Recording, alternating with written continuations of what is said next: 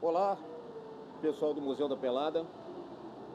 Eu sou Roberto Assaf, tenho 60 anos de idade, sou jornalista há um pouquinho mais de 30 e a partir de agora passarei a ser um colaborador desse museu que a gente espera tenha bastante sucesso.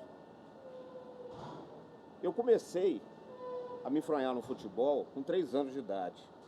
A minha avó materna morava na Rua Pinheiro Machado, ao lado do campo do Fluminense. Meu pai, que era tricolor, me levava para ver os treinos. Normalmente dentro do campo.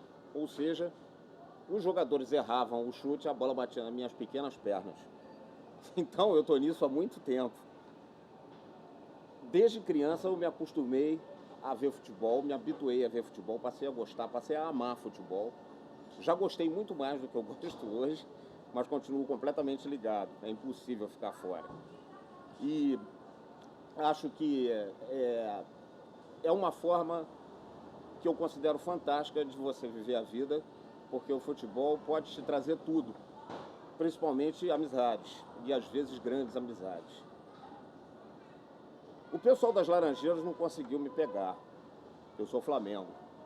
Eu acho ótimo confessar, porque é para que ninguém tenha dúvida. E acho que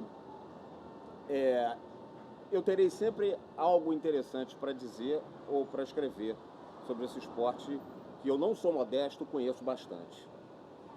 Enfim, espero que vocês curtam aquilo que eu puder comentar e aquilo que eu for escrever. É sempre bom no futebol a gente criar uma polêmica. É claro que eu joguei futebol, joguei muita pelada. Como eu fui criado na Zona Sul, evidentemente que eu frequentei os campos de pelada da Zona Sul.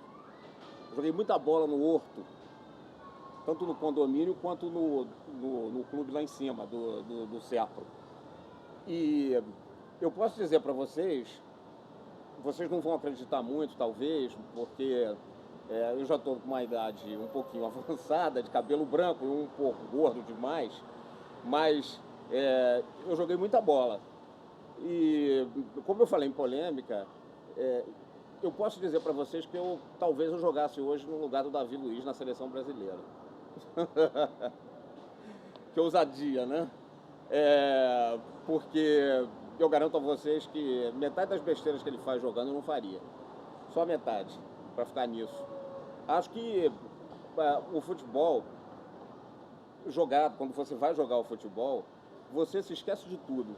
E eu fui praticamente obrigado a parar de jogar pelada, porque, como todos os jogadores veteranos dizem, as pernas não obedeciam mais ao cérebro. Tem sempre numa pelada 2 ou 3 garotos que estão muito abaixo da tua idade, eles dão um tapa na bola, botam a bola 5 metros na tua frente, você não vai chegar nunca. E aí as pessoas começam a reclamar e a te xingar, então eu achei mais fácil parar do que continuar passando vexame. Enfim, de qualquer forma, eu gosto tanto de futebol que eu assisto até pelada. Outro dia, eu parei na praia de Copacabana, assisti uma pelada inteira jogada na praia. Tinham 2 ou 3 jogadores muito bons. Ou seja, eu acho que o Brasil continua sendo um celeiro de craque. O problema é como aproveitá-los, de que forma aproveitá-los. Acho que o futebol tem que ser jogado para frente e acho que esse é um dos grandes problemas da seleção brasileira de hoje. Faltam jogadores excepcionais que eu vi no passado, e olha que esse passado não é tão distante assim, e falta o técnico da seleção brasileira fazê-la jogar efetivamente para frente, como acontecia em outros tempos.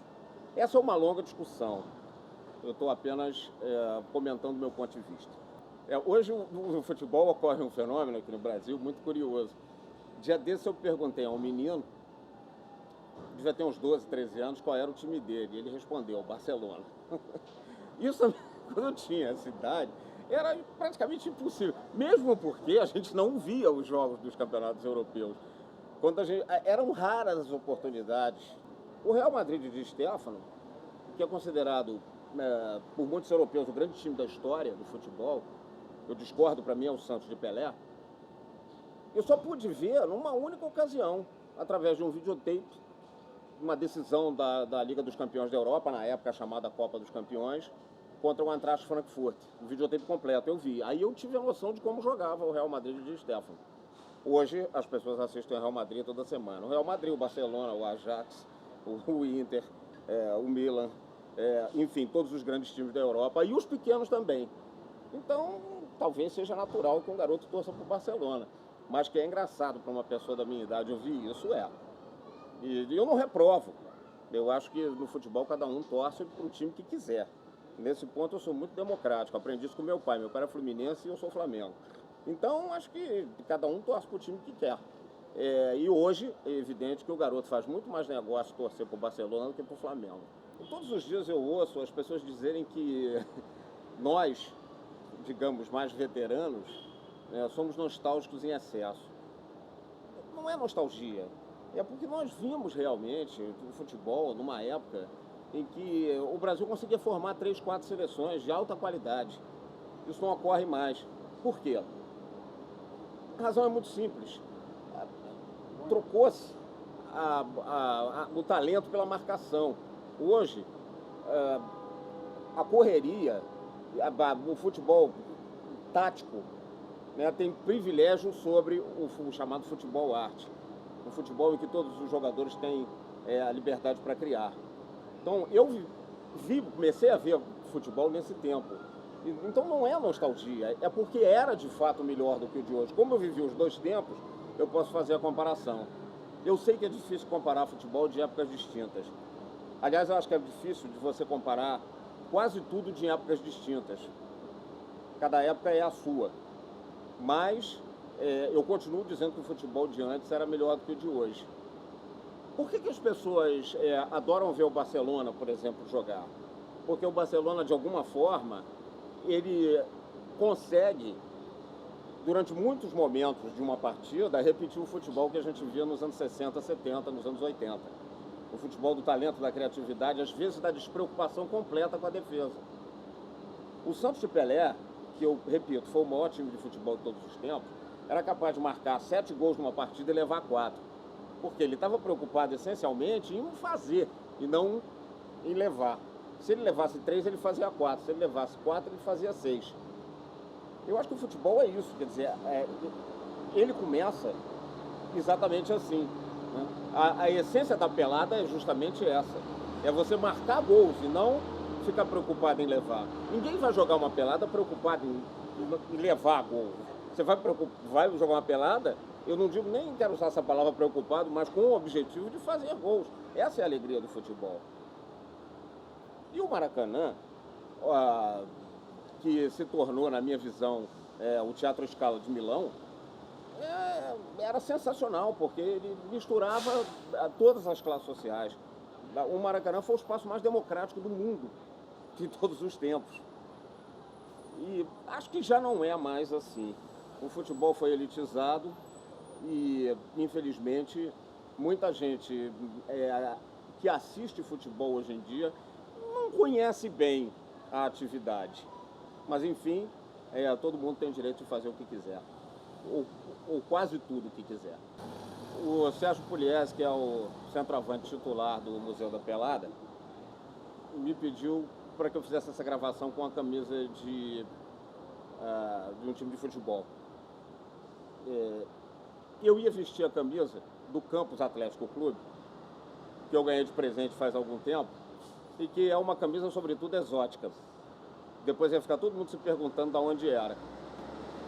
Mas como eu estou um pouquinho gordo, ela não ia caber em mim. Então eu vesti a camisa do Boca Juniors, que é o meu segundo time. Por quê? Eu vivi na Argentina por uns tempos e passei a torcer para o Boca, contagiado pelo fanatismo da sua torcida, que é um pouco parecido com o fanatismo da torcida do Flamengo. Eu diria que eles são mais fanáticos.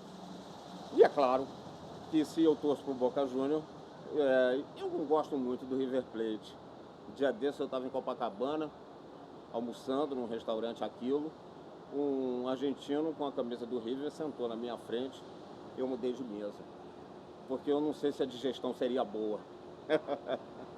Futebol é isso, gente. O grande barato do futebol é esse.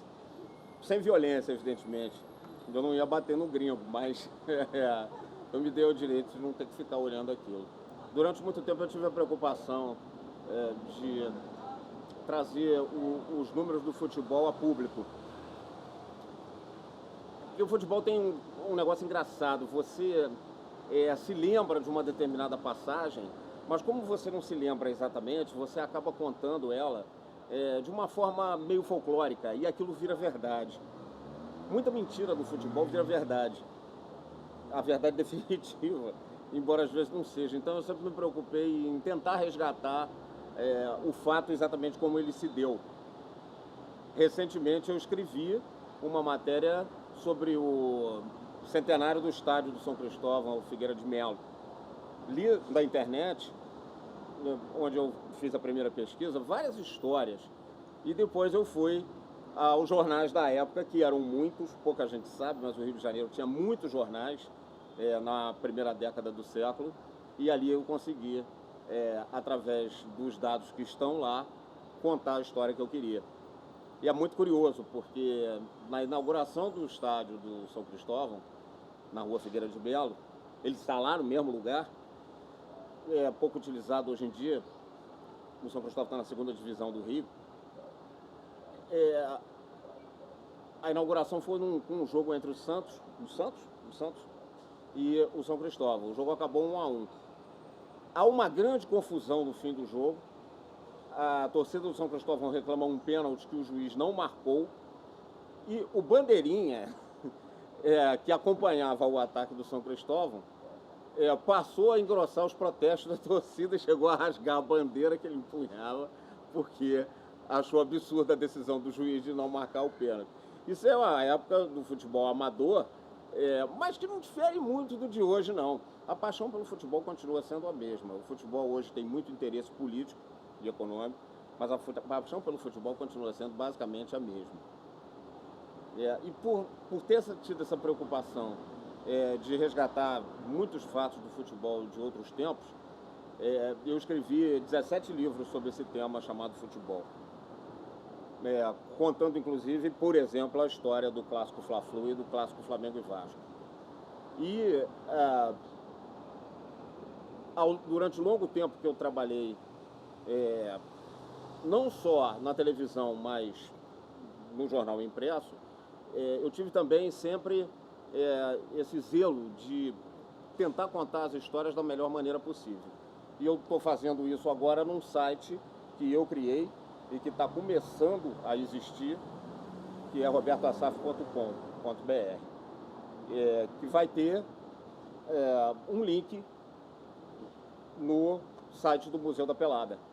Eu acho que os dois são irmãos, quase gêmeos, então é interessante você pular de um para o outro e de outro para um. Eu tenho o sonho de ter um urubu como um animal de estimação.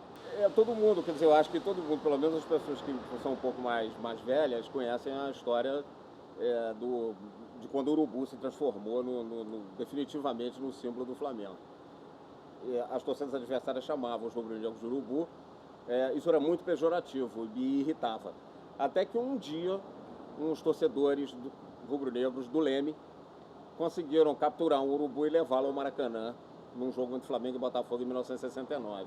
E soltaram o urubu dentro do Maracanã na hora do jogo. A torcida do Flamengo, em delírio, começou a aplaudir, a gritar urubu, urubu, e o urubu se tornou definitivamente o sonho, o símbolo do Flamengo, que antes era o Popeye, né? E hoje os dois convivem tranquilamente. Mas eu tinha um sonho de ter um urubu em casa. Quem sabe um dia eu vou ter uma mansão e vou poder hospedar um urubu que vai ter uma vida de luxo, com certeza. Talvez até melhor que a minha. Bom, repito, sou Roberto Assaf, jornalista, trabalho com futebol há 25 anos e sou, a partir de agora, um novo arqueólogo do Museu da Pelada.